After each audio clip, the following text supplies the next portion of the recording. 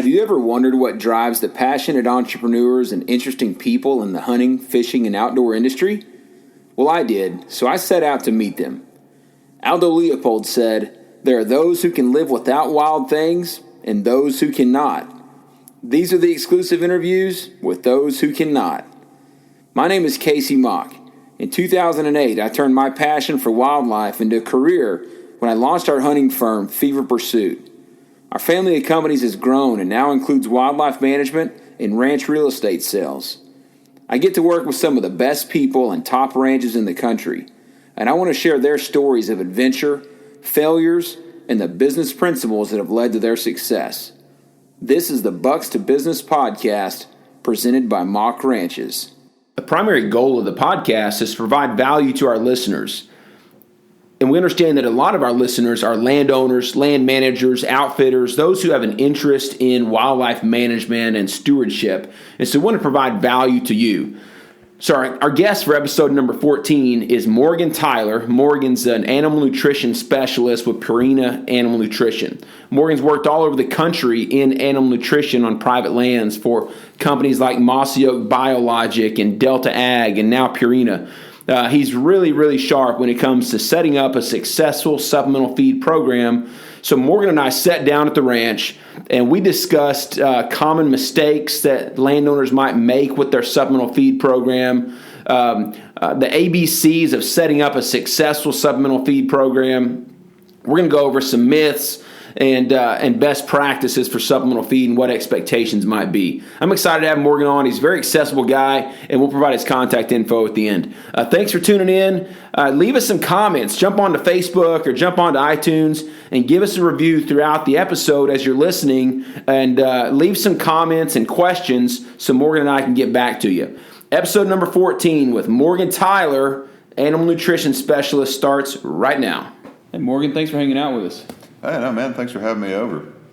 It's hot. It's hot outside, so I'm just trying to do you a favor and get you out of the heat a little very bit. Appreciative of the air conditioning here today.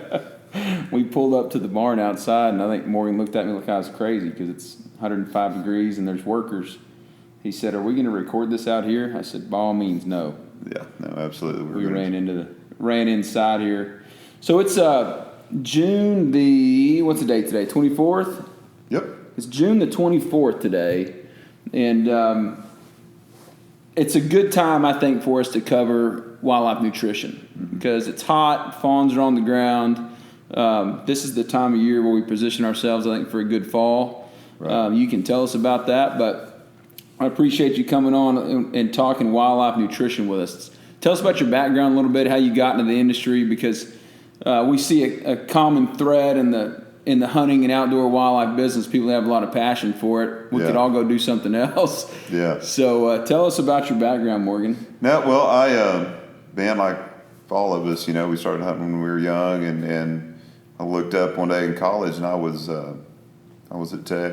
I was an ag economics major, and I took an intro to wildlife class. They teach real agriculture at Tech? Whoa, son. Anyhow, you're in a vet school too, buddy. Yeah. So I'm in this wildlife class, and I'm like, you know what, man, this kind of sounds fun. So we wound up actually switching my major over to range management. Family's in the ranching business in Marfa, and had aspirations of probably going home and getting into ranching and focusing on wildlife and all that.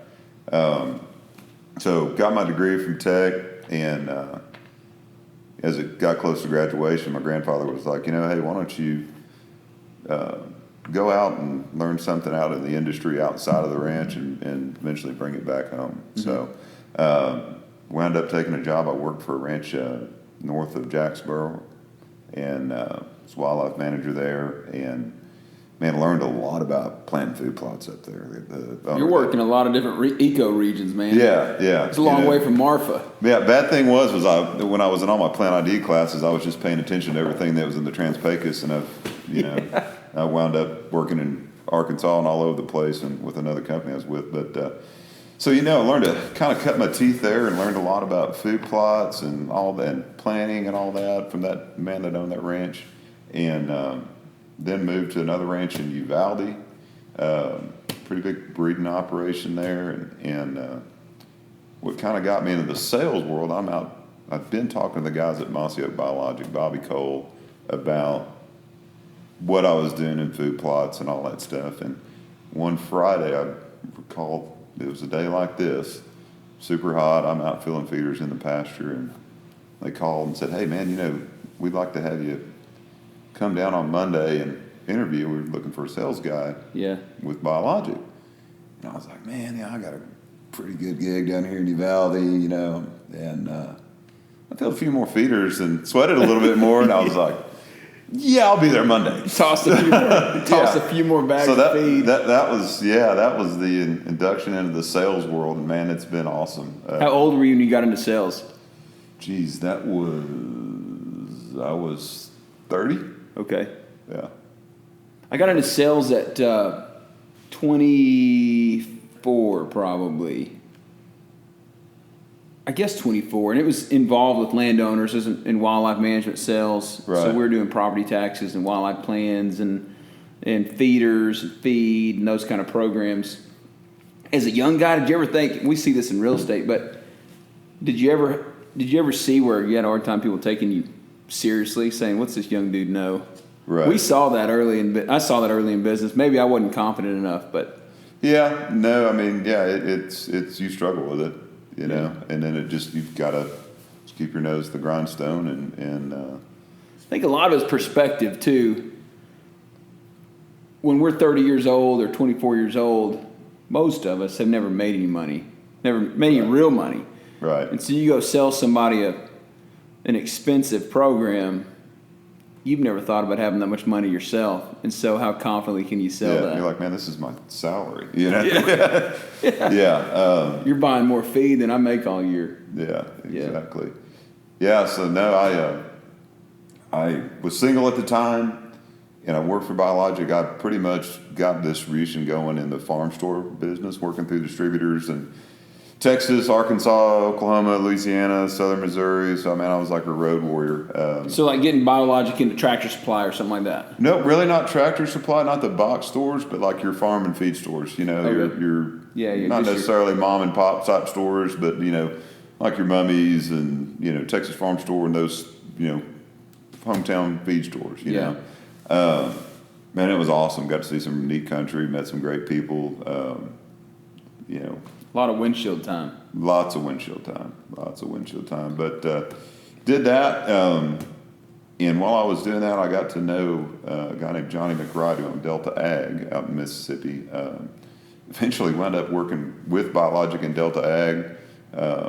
The Delta Ag manufactures some nutrient and micronutrient type products that really just went with what we were doing at Biologic, with the seed business. So did that for a few years, and then I guess 5 years ago, a little over 5 years ago now, I went to work for Purina. So it's been a blast. Can you plant and grow food plots on the Edwards Plateau or in the Trans-Pecos? You realize I work for a seed company now with a feed company, right? Yeah. No, we see people trying. You've got to.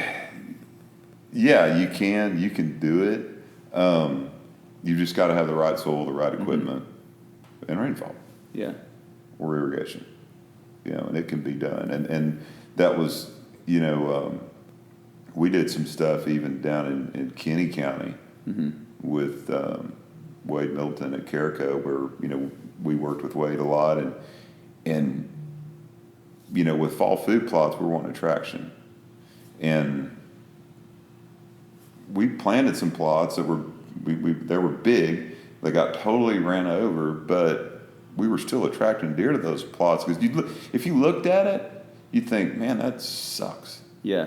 But they were browsing the heck out of it. Well, we have them here. We've probably got 20 acres of plots, maybe a little more, maybe 25 acres of plots here. Yeah. And if you go look at them, they look like dirt with inch of something green growing. Right. But in every plot, we've got a couple of enclosures. You just get a 16-foot cattle panel tight and wrap it in a circle and drive some T-posts in the corners, hold it still, where they can't get in there and browse that and see how much the consumption is. And man, there's a lot of tonnage being eaten. Yeah, you realize real quick if you do that how much grazing pressure you've got. Yeah, inside of there it'll be 3 feet tall, right. And outside it's an inch tall, and right. so there's a lot of tonnage, a lot of feed getting consumed. Yeah, out of so, that. Yeah, it can be done. It's the limiting factor a lot of times is grazing pressure because we do have a high density and just tillable acreage. Yeah. In this part of the world. Okay, it's tough. Well, then you transitioned into the feed business with Purina. Yes, sir. So correct me if I'm wrong, but it appears that there's a lot of money and attention going into animal nutrition. Oh, and it's come a long way. Yeah, we've gone. I used to work at this feed store in Stephenville, and we'd have guys come in and they'd just buy, instead of buying deer feed, they'd buy creep feed. Right, creep feed or sheep and goat. Yeah, sheep and goat, and we'd fill their trucks up and they'd go put that stuff out. And, today you've got climate guard technology. Right. So talk to me about the evolution of wildlife nutrition and how it applies, I guess, to your job or how it applies to us as landowners. Yeah. We've been working on deer feed since the 60s actually, and a lot of other companies have looked at it, and I think it probably started out, guys out there feeding their cows cubes, and golly, those deer are eating some of those cubes, and maybe if I fed these deer a little bit, they could grow bigger. And like in Texas, there was a bunch of research done at the Kerr Wildlife Area early on, right? Kerr, then Dr. Varner, we recently just lost Dr. Varner this spring. He had a really interesting story. I don't know if you know the whole deal, but it was funny. He was working at the experiment station, A&M research station there in Uvalde, and that's Larry really created this industry in my mind. When he was working there as a researcher, he was a nutritionist there. Very just loved wildlife and wanted to do something to develop a ration or something to help grow bigger deer. And it was funny, his supervisor at the time said, when he came to him with his proposal, he said, you can do that? You can go out there and do all that research you want on your own time. On your own time. So Dr. Varner was working with ranches all over, out sampling brush and doing forage analysis and all that, and developed what, now 20 years ago, Antler Max technology. And man, we owe everyone in this state, landowners and myself, and I think the whole industry, owes him a great debt of gratitude. Huh. Yeah, the guy was an innovator. The extension office said, go do that on your own time. That's never going to be a business. Yeah, exactly. Yeah, that's hokey stuff. You need to focus on cattle. Focus on what pays. Whoops. Oops. So, we had I'm fortunate to spend a lot of windshield time and out on the ranches with Dr. Varner, so it was pretty neat. But yeah, we came out with Antler Max technology 20 years ago, and then just this spring in March we released the new climate guard technology. So it's what's the science behind it though? You've got Antler Max, that's a trademark name, and you got climate guard, but talk about the science that goes into any deer feed. I'm not Purina specific or not Antler Max specific, but the science and the research that goes into developing that feed, because if I'm a landowner and I'm wanting to make a decision on whether to invest in my program, what am I investing in? So talk to me about that versus just feeding creep feed as a supplemental protein mineral source, or just putting mineral out or protein blocks or something like that. Right. Feeding cottonseed. Right. That we see people doing. Right. What you're doing, you're getting a product that is developed for deer. You've got a mineral package designed for deer. You've got proteins that are, designed for. You might hear a weed eater in the back. Right. We are on a working ranch, but that's all right. So, Morgan and I don't have the high-rise offices. We're on a ranch today, and there's a weed eater. Real deal. So, you're getting a product that's designed for deer versus a product that's designed for sheep or goats or cattle. And they're all ungulates, but I guess the rumen works different. They're all ruminants. The rumen works different in deer than it does, different enough, I guess, to make a difference in sheep and goats and cattle, or even if you look at elk versus whitetail deer. Mm-hmm. Yeah. Mm-hmm. Yeah, and, that's where, the Antler Max technology, it's got some bypass proteins in there that aren't broken down in the rumen, and that's what kind of sets us apart a little bit. But, what you're getting there is you're by feeding protein, you're getting something that's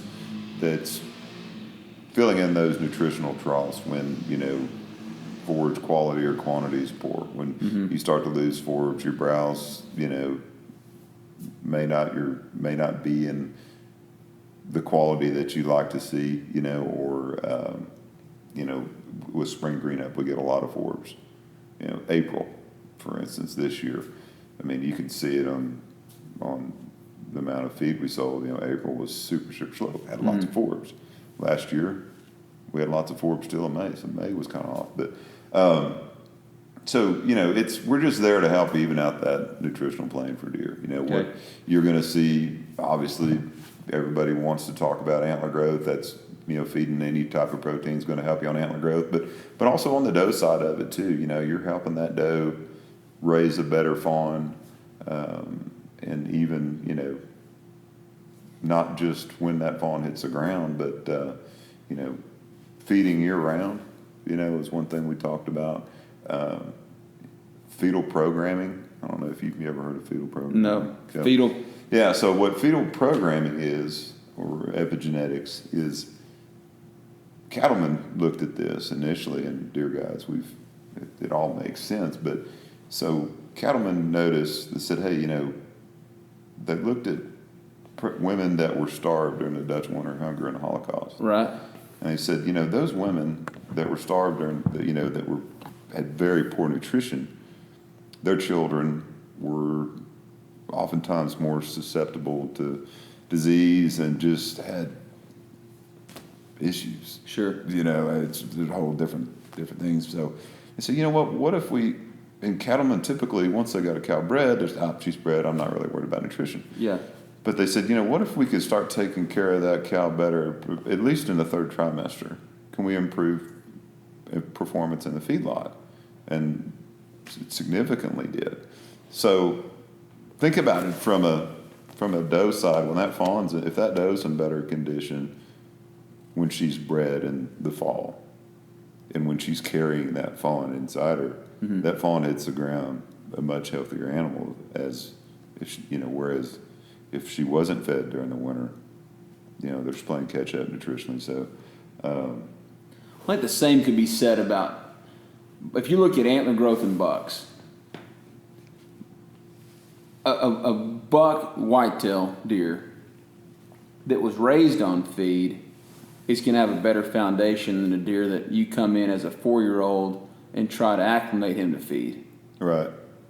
Is that right? I would think so. It'd be like take a kid that's been on good rations. When he hits the 7th grade to try out for the football team, he's going to be ahead of the kid that was eating macaroni and cheese every day. Right. And odds are he's got a better foundation to build off of as he goes through high school and into college, I would think. Yeah, so it's funny you mentioned the football deal.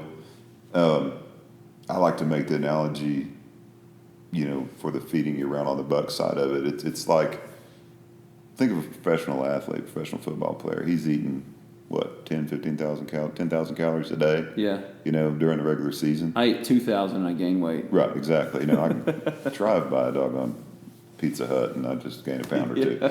But, so he's eating, during the regular season, he's eating all these calories, okay? And that's just like a buck during this time of year. And a lot of guys will cut that protein off, let's say in September, because I want my deer to come to corn. Mm-hmm.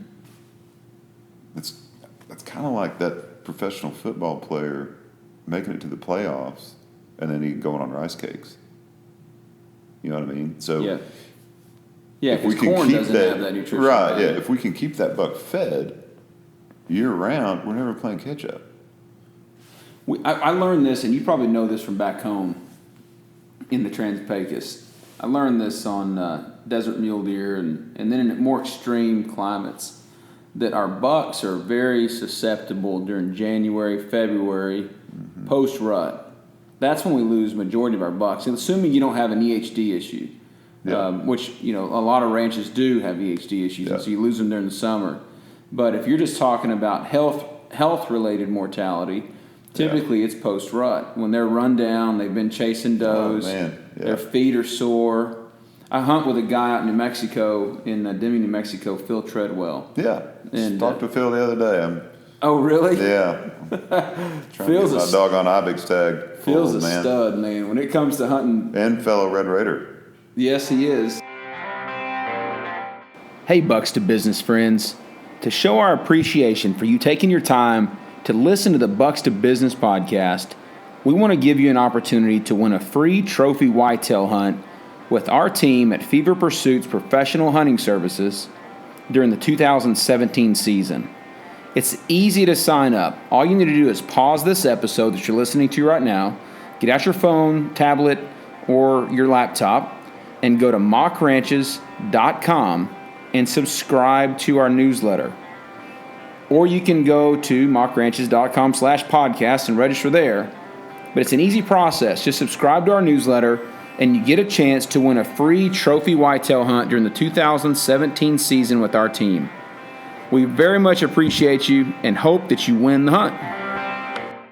So do you know Russell Cunningham here in Dripping Springs? No, I don't. I haven't met him yet. I need to go introduce you to Russ. But Phil's a stud when it comes to hunting. I mean, you want to kill a big elk, call us and we'll get you in touch with Phil. Or Ibex. When it comes to Ibex in the Floridas, he's jam up, man. So I was hunting with Phil 2 years ago, hunting desert mule deer with a bow, and we were hunting in January, and we were talking about lion kills. And he said, man, we lose so many bucks to lions. And I couldn't understand really why. He said, well, just think about it. These bucks travel so many miles gathering does that their feet will be raw and sore. And after the rut, they go lay up, and lions can pick them off. So the deer I killed, I mean, his pads look like a show pig at the stock show. His pads are just about to blow out, raw. Yeah. And tiptoeing around because he'd been covering 10 miles a day in those rocks. And the same happens here. We get bucks, particularly in the hill country, where we have a unbalanced herd dynamics. We've got 3 or 4 does per buck or more. I bet at my in-laws' place in San Saba, there's 8 or 10 does per buck. Right. And so your dominant bucks, your 4 and 5-year-olds that are doing so much breeding, your 3-year-olds, it doesn't seem like it affects them, but the 4s and 5s, and they don't get much older than that in that country because they get shot. But you should shoot some does, man. Dude, we've got wheat fields and they just pour in. Yeah. And we shoot and shoot and shoot, and you just can't shoot enough of them. You shoot and they replace. But in that country where you've got a couple of rut cycles, right? And we'll rut in early in that country, early November, and then usually like Thanksgiving is when I've killed my biggest deer there because they're kind of between rut cycles. They're hungry, but they're also still searching. Right. And you get some does cycling late, and then there'll be a second rut in December. Man, when we get into January, those bucks have lost, I don't know what, maybe 20% of their body weight. Right. Yeah. And so they're on the wheat like crazy, trying to stock back up, and they hit feed real hard. But that's a good analogy. We pull those bucks off of feed during the hunting season so we can see them, so they don't go nocturnal. That's the reason to do it, right? Is we got to take that ability away from to go nocturnal on feed. Right. Right. And but it does hurt the herd dynamic. It does hurt the body condition. Man, they still eat corn great. I've got a lot of ranches that feed year round. Even low fence places, man. Yeah. I mean, not just high fence guys, low fence guys that feed year round and see the value in it. Well, what does that consumption do in the wintertime? They want the energy out of the corn to keep warm, and to keep fuel to keep going. Because just like you and I, we'd have to go eat some. If we're going to go run a 5K, we would load up on starches, not protein, before we ran. Right. And so those animals self-regulate on mineral and salt and protein, and so those deer are going to want that carbohydrate source, I would think. Yeah. You tell me. Yeah. No, absolutely. I mean, and it's kind of like you and I, man. I mean, I'll eat a nice salad and have a filet and all the fixings and all that, but if you slide some doggone blackberry cobbler in front of me, I'm having it. Yeah, you bet. and I've got a little place over here just off Hamilton Pool Road, lease that's, it's 1,300 acres. We feed year round over there. And consumption goes down when acorn drop hits, but we still have deer come to corn good, Acorn drop has a lot more factors than corn or protein for us. Oh, man, yeah. We have a heavy acorn crop. Yeah, just you better become go fishing. Go fishing or try to take like a safari style hunt if you can, because you're not going to see him. Yeah, exactly. You're not going to see him. Talk to me about real quick. Talk to me about Climate Guard. I mean, we're talking about technology and deer feed and evolution of wildlife feeds. Climate Guard, what you said earlier, it balances the rumen during this time of year. Yeah, What's the science behind that? What we're doing with that, and it's been a hot topic amongst wildlife managers throughout the state for quite some time, is that particularly when it's hot, we can't get deer to eat feed. And, deer will eat a big meal early, big meal late, maybe, midnight or something like that, go get another meal. And they just don't eat much during the day. So what that causes, they eat that big meal and it kind of throws their pH of the rumen off. The fancy word for it is oxidative stress. You and I, dumb rednecks, it's a bellyache, basically. Bellyache, yeah. So deer don't feel good; they don't get up and eat. So what we're doing with Climate Guard, it's patented plant protein. It's a blend of plant extracts, and that balances out that pH. So in turn, that deer is not eating that one big meal; they're eating more small meals in the heat of the day. I mean, we got a trail camera picture we posted on our Purina Wildlife page. I saw 109 degrees, and there's buck eating. I mean, that's pretty phenomenal. And we launched that. It doesn't lower I've seen some of the marketing stuff, and it's got like the infrared on the deer. Yeah, it doesn't lower the heat temperature. Stress on the deer. No. I don't know if I'm even asking that question. Well, correctly. I think what some folks I've gotten some questions is lowering their body temperature. There's some kelp products out there that we use in some of our breeder diets. I used to feed a kelp product to my roping horses. Right. And when it was real cold in the wintertime, my horses would be some of the only ones not steaming in the roping pen. And the rest of the horses would be steaming because they were so hot, and mine wouldn't be. Right. We fed it to our show pigs, and it would reduce stress in those pigs. Yeah. Great. I thought that was a phenomenal product. Yeah. So those can actually lower body temperature. We're doing something totally different with this one. So, just balancing that pH so that deer's more comfortable.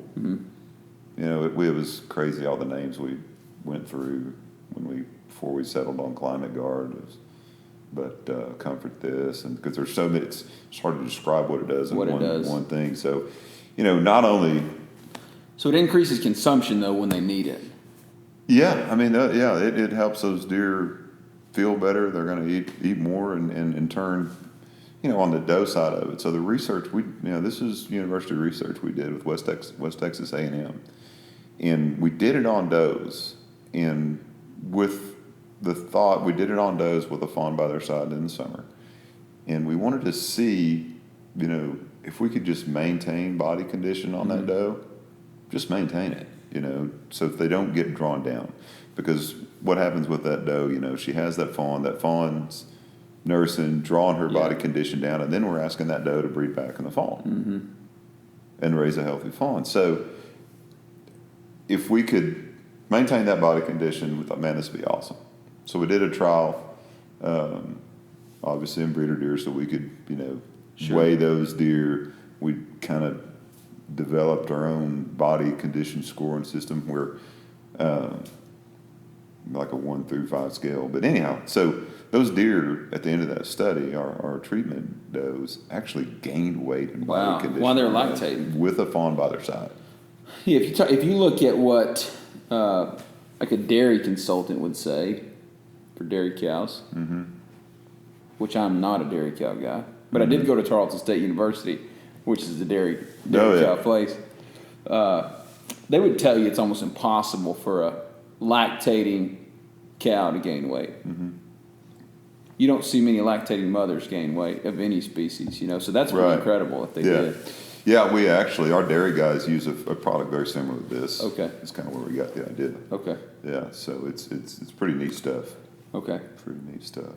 So. Yeah, well, I think it's a feed program is something that as we consult and counsel landowners, it's something almost always when I'm representing a buyer, they'll ask, what's our feed? I mean, if they're looking at a deer ranch and they're looking at a pro forma, what's it going to cost them to own this ranch? The cost of feed always comes in. Right. The cost of it, the importance of it, especially if they're not an experienced wildlife manager. And so we depend on good partners like you guys and others to help walk and coach our clients through that. Mm-hmm. So I think feeding is really important. As we get into that, what are some of the ABCs, if you will, about feeding deer in the pasture? We talk about getting them started. Some people say it's hard; they can't get their deer on feed. I've personally never had that problem. Right. Some people say they can't get their deer on feed. Yeah, we get that one oftentimes. There's several different factors, but typically, like if the deer haven't been on feed, and you just take your feeder and just dump a bunch of protein in it, that deer, oftentimes they may not eat. So what we recommend, if those deer haven't been on feed before, mix it 50-50 with corn. And let's say you've got like a 2,000. Spin it through your broadcast feeder? No, in a free choice feeder. Okay. Yeah. So free choice protein feeder. And I recommend at least 1,000-pound feeder. You may not need that at the beginning, because you don't want to let that feed sitting there for 6 months. Yeah. But get as big of a feeder as you can afford to buy, and as many as you can afford to buy. We'd like to have a feeder per 25 head. Okay. So, and we'll get into that later. But so if you'll mix that corn 50-50, and let's just say put like 2 bags of corn, 2 bags of protein in there. Yeah. Okay. Yeah, you want it to get them started on it. You want that feed to stay fresh, and then just wean them off the corn. So the next time, do 75% protein, 25% corn. So where those deer learn how to eat, and then man, you're off to the races. Is it not as palatable to them? Why would they not eat it? It's just foreign. There's this big silver thing that's like, man, what is that? I mean, it's not that. Well, and you want me to stick my nose in there and eat? What? They're used to eating corn on the ground, and this is just a different deal. So, do you see bucks in a program where you're introducing feed for the first time? Mm-hmm. Do you see a difference in how fast bucks or does will take to the feed? Nah, not really. Not necessarily. I don't think. Nah. No. Not really. Okay. Feeder location. Oftentimes, you can't set a protein feeder out in the middle of your in-laws' wheat field. Didn't expect the deer to go eat it. We like to have them, ideally close to water. Mm-hmm. The deer are already coming there anyway. Mm-hmm. And B, have them close to some good bedding cover, where, that deer feels comfortable going to that feeder. Yeah, they don't have to travel a long way. You see that in cattle. If cattle have to travel a long way to get feed and a long way to get water, body conditions lower. Because consumption of both is down. Right. Yeah, and let's like on the cattle deal, we can manipulate mineral consumption based on the distance from water. That you put a mineral feeder. Hey, if they're over consuming, move it away from water. If they're under consuming, move it closer. So same goes for deer and protein feed. So like to have it next to water if you can. If not, get it in some bed and cover where deer are more comfortable coming to that feeder. Okay. Do you see a difference if they're in a feed pen or not in a feed pen? Is that really just depends if you have cows and hogs? It depends on if you have cattle and hogs. Yeah. Our little place over here off Hamilton Pool in Travis County, we had cattle on it initially. Landowner decided to move the cattle off, and I'm singing hallelujah right now because we took the fences down, don't have to worry about it. But we're seeing a few more hogs on the place. So the main thing that I see with feed pens, and we got hogs all over the state, so I do recommend doing a feed pen. We're probably going to wind up doing a few out on my little place over here. The main thing I see is a guy will make too small of a pen. Okay, so you want to have, I like to do about a 60-foot round pen, and as opposed to square, but ideally do a round pen. 60 foot across. Yeah, 60 foot across, because that's kind of like a personal space issue. Exactly, and you grew up feeding cattle and stuff, and my granddad, we were putting cubes out. He'd always say, "Give those cattle plenty of room to eat. They don't want to be bunched up. Give them room." And same applies for deer, man. And I don't want to eat my meal with you on my shoulder. I need a little bit of room over here. So if you can give those deer some room, they feel more comfortable jumping in and out of the pen. I see feed pens bigger than that, but I wouldn't go any smaller. 60 feet. Yeah. Most people you see go by 4 16-foot cattle panels or hog panels, and what would that be? A 16 T-post. Yeah. T-post in the middle, one on each side, and build a square pen. Yeah, and deer doesn't work. Yeah. My family did it. Might work for a corn feeder to keep the hogs and the cows out from under the spinner. Right, But yeah. for protein, that's not what you want to do. Yeah, no, you need those deer need to be. Hey guys, let's talk real estate for a second. Buying or selling a piece of land may be the largest financial transaction you'll ever make. Gary Keller once said, there are two kinds of real estate agents, those who list property and those who market property. At Mock Ranches, we are ranch marketing experts. So choose a real estate firm that specializes in land sales and understands land management. Learn more at mockranches.com and receive a free ranch map when you mention the Bucks to Business podcast. That's mockranches.com. Attention ranch buyers in the San Antonio, Texas area. We've got a great commuter ranch that we just listed. It's 94 acres outside of Floresville, Texas. It's a perfect mixed-use place that's a combination of open pasture land and hardwoods that supports a high stocking rate of cow-calf pairs and has exceptional dove hunting. The ranch has a 1,900 square foot home built in 2009. It's offered turnkey at an affordable price for the recreational landowner looking for a short commute to San Antonio. This ranch is exclusively listed by Mock Ranches land specialist Bobby Kraft.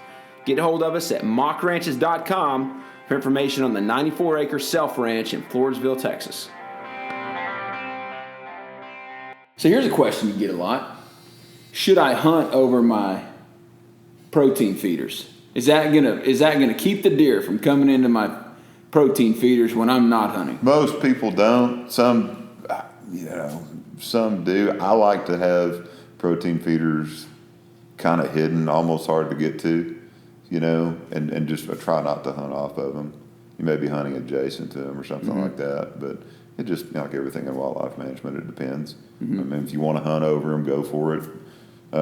In West Texas on mule deer, we wind up hunting over them because it's, in the winter, those deer congregate around those protein feeders. Huh. So I tend to agree with you. I tend to like the protein feeders stuck separately in tight to the bedding area, and I don't hunt that tight to the bedding area. On a place where you can pick and choose, right? Right, yeah. If you got a place that's big enough that you can stay out of the bedding area and have your feeders spread out. If I've got 100 acres, which is a great size ranch for a lot of people. If I've got 100 acres, I may not be able to pick and choose that much, right? Because I've only got space for a couple of stands. Yeah, you probably have one feeder. Yeah, unless you're high fenced, and then you can have maybe 4. But depending on how the ranch lays out, okay.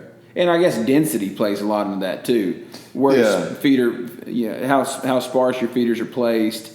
If they're around the corn feeders or not, it's be animal density. Right, and that was one other thing. Research has shown that you want a deer to about one protein feeder per 25 head, roughly, is the number we try and shoot for. So, and then one, and it depends. I don't know so when you come in and set up a program, do you not require, but do you think a survey is a big part of a successful program that somebody's doing a census? Yeah. Even if it's a camera survey or simple spotlight survey, you don't have to fly the place, or you can just, consult your biologist and say, hey, I've got a ranch here in Hays County. What kind of density can I expect to have per acre on a property like this, and that ball will just say, hey, you probably have a deer to 12 acres or 15 or whatever it may be, and then, you extrapolate that out to say, okay, I need 6 feeders or whatever you need, So. What's your density look like out at your home place in the Trans-Pecos compared to here? Oh, super you put low. A feeder to 600 acres or something? Oh, if that. Oh, really? Yeah, if that. Yeah. And it depends on habitat too. Up in the mountains we've got more. There's it just depends on which part of the ranch there we've got feed out. You know the beans out there? Yeah. Jim Breck. Good guy. Jim Breck was on episode 2 or 3 of the podcast. Yeah. I'm gonna go hunt Dawdad with him in October. Awesome. My dad's 60th day, birthday was last year, and we booked a hunt. We went on a hunt, and we stayed with Jim Breck one night. We were going out. We hunted a neighbor ranch and did a DIY thing, and it was a train wreck. And so you're like buying a new truck to go on this trip, because apparently last time it wasn't. The old found on road dead was kind of true, right? Last time the Ford let me down. Yeah, we had a little trouble. So we're going back to accomplish Dad's bucket list Audad hunt. That's an awesome family. Jana, we actually sponsor her. I mean, she is a NFR multi-qualifier NFR barrel racer. Yeah, they're a super, super neat family. And Jim Breck's a hunting dude. That's a hunting machine. He's been really successful in that. He's a hunting machine. One day I'm going to go hunt desert sheep with him. Maybe go hunt them with you. You got desert sheep? Mm-hmm. Don't have any permits yet. Oh, okay. Okay, never mind. Keep me in mind. That's all I'll charge you for this podcast. You'll see our friends at Capital Farm Credit about a loan looking. Look you up. You can finance one of those. Yeah. See if you can finance a sheep tag. So if I'm coming to you and I say, Morgan, hey, I'm interested in the feed program. Right. Help me understand what my expectations should be from that program. I mean, I've got. Let's just use a typical ranch that I would sell. Mm-hmm. I've got 500 acres, somewhere over the Edwards Plateau. Mm-hmm. I want to see better deer. Mm-hmm. We may or may not high fence. We're not sure yet. Right. But we know we want to start feeding. What should my expectations be? Everybody, it seems like, and you've probably, ever since we've been in the wildlife management deal, everything's going to change in 5 years. And you're not going to have 170s running around in 5 years. But what you're going to see is, I think you're probably going to see better antler growth, healthier deer, which in turn helps our fawn crop. Mm-hmm. If you've got, like we said, you've got those does in better condition, those fawns are in better condition. From an antler, you're asking like from an antler growth standpoint. Typically, we're not going to. It's not going to make a 6 point a 10 point. That's what most people come after, though, right? I would think the average person comes into a deer feeding program with the expectation of having bigger deer, larger antler growth. But antler growth, you can understand, is the way I understand it, it's just a byproduct of body health, just like lactation would be. Yeah. It's 100% a byproduct of body health, body condition. Mm-hmm. Yeah. So if those deer are healthier because we've got a good feeding program and we're not hitting those nutritional gaps like when it's 100 degrees outside and it's been like a hairdryer the last month. Yeah. Forbs are burning up, browse quality is kind of getting a little rough, so deer are going to feed really hard right now. You're gonna have healthier deer, which in turn, more deer, bigger antlers. That would be the expectations. I'm not going to tell somebody that, hey man, you feed and there's going to, you're going to have 170s running around everywhere. It's not going to happen. But Morgan went on the record saying you're not going to get it. Not going to happen. You're going to see a percentage though. I would think a measurable percentage. And I'm not going to make you give me a number because it's going to be different on every ranch. Yeah. But somebody that is goal oriented in their program, they're going to see a measurable increase. I know we have. For sure. On this ranch we're sitting today in Hays County, on my in-laws' place in San Saba and Lampasas counties, and then all the ranches across the state that we've been involved in managing and hunting, there's definitely a measurable increase in antler growth. And I don't know what it is, if it's 15%, 10%, I don't know. That's probably pretty reasonable, 10 to 15%, I'd say, Yeah. And, you're going to hold more deer on your property. Mm-hmm. Think about it, like a low fence place, and let's say you did feed 6 months out of the year. You turn that feed off. Yeah, they're leaving. Yeah. I've seen that in mule deer. Really? Oh, yeah. They get pretty dependent on it. Yeah. Yeah. Once you get it, they're tough to get started. Yeah. But once you get them on feed, man, they do. Are they tough to get started because it's as unnatural as that might be to a white-tailed deer, and so many white-tailed deer live amongst the people. Right. Is it tough to get started because mule deer are just that much more wild, or they're that much more sparsely populated, or it's just that unnatural to them? All the above. All the above. Yeah. Most white-tailed deer today have seen or heard a corn feeder, and so a protein feeder is not that unnatural. Right.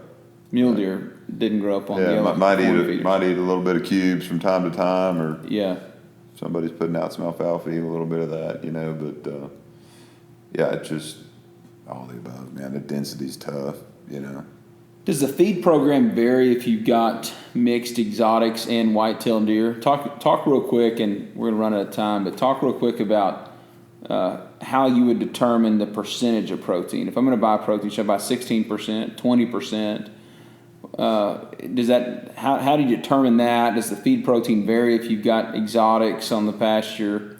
The big question typically is with sheep species when we're talking about exotics. Do you have any sheep species on the ranch? We got to stay away from copper there. Okay.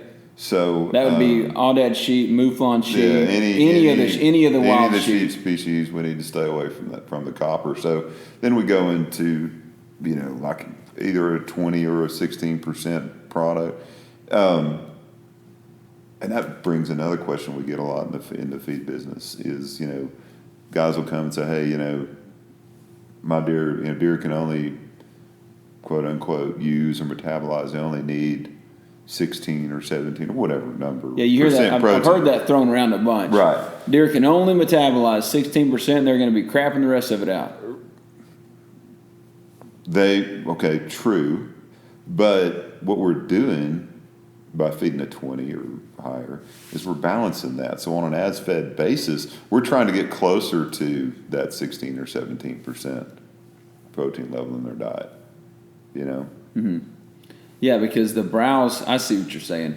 When you put everything that they eat in a day in a blender and blend it up, you want that ration with the browse and forbs that they've eaten. You want that to be closer to a 16%. Right. I gotcha. And there's times of the year when it's way higher. You got lots of great forbs, and browse is awesome, and it is in good shape. They're going to select for that before they eat protein. Mm-hmm. But so doing a 20 versus a 16, it just depends on your goals. And if you've got the exotic species, certainly stay away from the copper. Answer your question there. I think so. Confuse you significantly enough? Confuse the situation. No, I think that answered it generally. Just how I would change my feed program is probably too generic of a question. Not saying, Morgan, how you change it on this particular ranch, but if I've got axis deer and white-tailed deer and fallow deer and black buck antelope, maybe scimitar horned oryx, and those are the 5 that you see the most common. Yeah. Super exotics, that's a whole nother conversation. Oh, man, a huge business and a whole different conversation. Got a lot of customers that are diversifying their offering. It's an add-on sale, man. Yeah. You shoot your white-tailed buck and, hey, look, man, I got a scimitar, or I've got, sable or kudu or man, and Gimsbach, whatever. Yeah. So, the only time I really, again, I stay off the copper on the sheep species. Okay. Other than that, there's a lot of species. Typically exotic guys, traditionally, let's say, not typically, but in years past, would feed a inexpensive, no added copper type product. Because consumption might be higher. Right. So cost comes into play. I think that's a result of, I'm going to make a very broad statement, but I think that's a result of a lot of exotic ranches that you go on have pretty poor range condition, and they're overstocked. That's why consumption is an issue, because they're overstocked.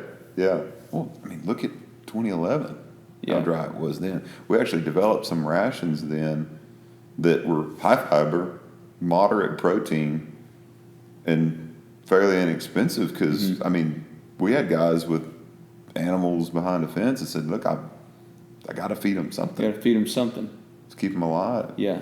And a round bale of Coastal was $110, right. much less if you could find it. If you could find it, much less buying alfalfa. Well, there's some sorry hay running up and down the highway during that year, wasn't there? Yeah. So one thing, when you look at animals like kudu, for instance, there's a lot of those exotic species that need copper in their diet.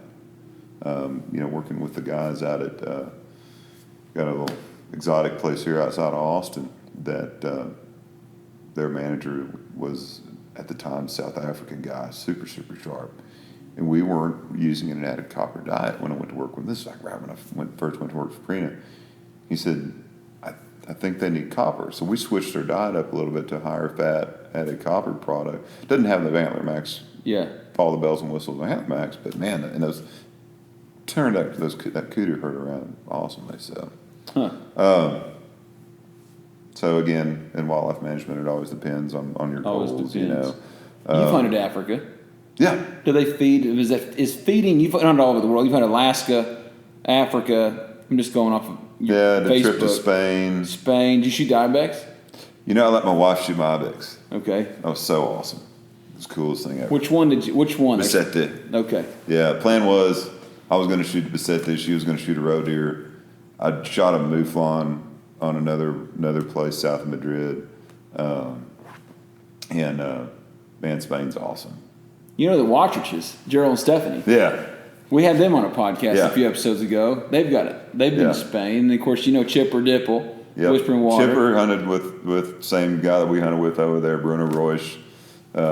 Chipper, he went and killed his slam in a couple weeks. His ibex slam. It was on Trophy Hunters TV, I think. Yeah, he's an awesome guy. Just sold his ranch. Yep. I'm going to have him on one of the shortly coming episodes.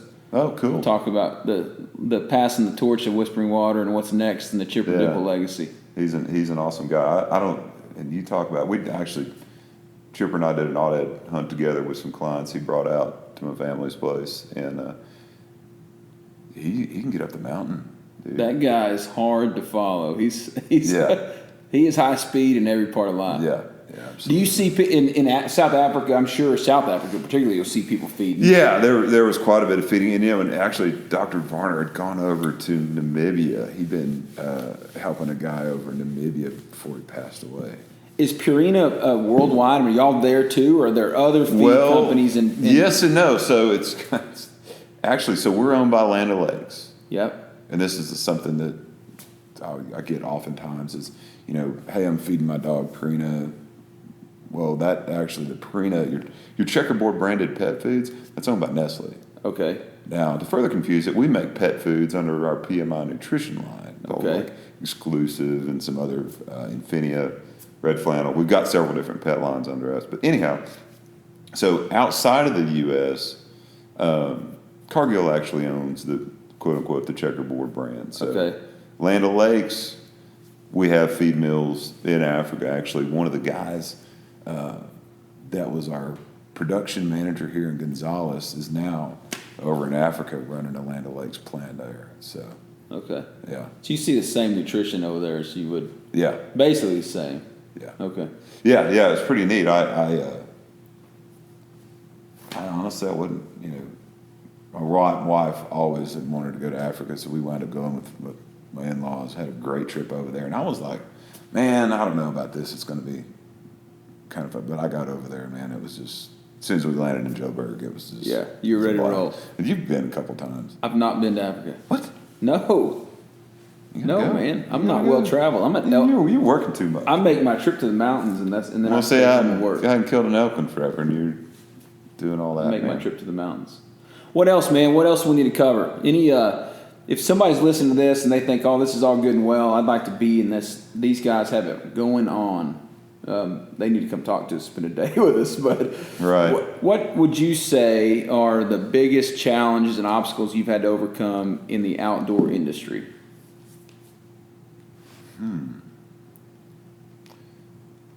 The biggest challenge as far as career-wise, or just if you go to a job fair and there's this college guy that's got the that's got stars in his eyes, and he says, "Man, Morgan, I'm going to go work in the outdoor industry." There you go, right there. Work. You got to be able to work. You got to work. You know, that's. It's not all taking putting selfies. the time in. You mean it's not all taking selfies with big deer? Right. Yeah, we actually don't ride around and hunt all the time. You know? I hunted a lot more before I got into this business professionally. Mm-hmm. Yeah. Yeah. Yeah. But no, man, just put in the hours, man. It's you got to have a lot of windshield time. I do about 70,000 business miles a year. You know, and that's the challenge. You know, now we've got a daughter that just turned 2, so you know you're trying to balance. Yeah. Family, work life. That's probably the biggest challenge. Is you know, figuring That's all got to that be the out. biggest one for me. We've got a 3-year-old son that he would go with me every day if I could take him. Right. Loves to hunt, fish, horses, whatever. He's not a stick and ball sports guy. He likes to be outdoors. Yeah. And then we've got a 3-week-old daughter. Yeah. Congratulations. By the way. Thanks. That's awesome.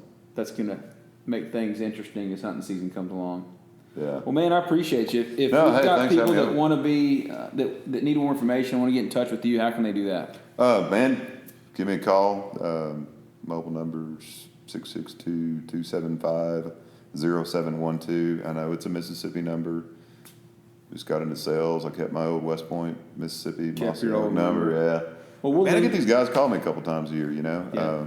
We'll link you on Facebook, though. That's cool. We'll share it on social media, and we'll link you there. And then on our website and our blog, we'll link to it. Yeah, yeah. Y'all have like some. If I wanted to go do some research, you have a YouTube channel? How would I go do some research on nutrition? You know, the Purina Wildlife Facebook page is a great source, of course. And then you can go to antlermax.com. Okay. Great bit of information there on that site. Okay. And then, you know, contact me call me, look me up on Facebook, PM me. Love to come out and see ranches, man. That's a fun part of the job, you know. That's it. Then the work starts. Mm-hmm. All right, man. Thanks so much. Cool. Hey, we'll get this out and shared. Appreciate it, buddy. Yep. Thanks. If you enjoyed this podcast, please follow us on iTunes and give us a review. We enjoy reading your reviews, and the ratings help us move up the list. You can also follow us on social media at Instagram or Facebook at Bucks to Business Podcast.